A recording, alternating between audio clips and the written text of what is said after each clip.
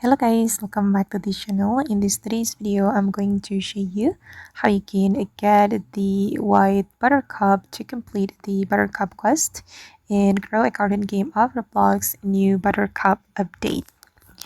Okay, let's get into it guys. Sometimes you will need to have the white buttercup to complete the quest.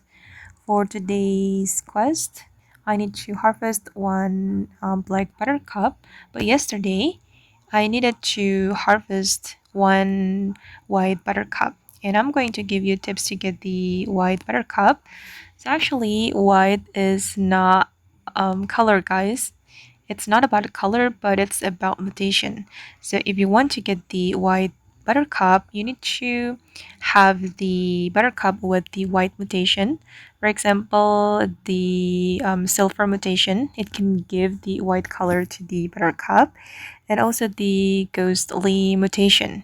It can also give the white color. And for me, guys, I've planted this great pumpkin, which can give the ghostly mutation to my plants. And it will be better if you have silver dragonfly, which can give you the silver mutation. So you will have more chance to get the white buttercup. For me, I'm still growing this great pumpkin, and I also have this spectre to apply the ghostly mutation.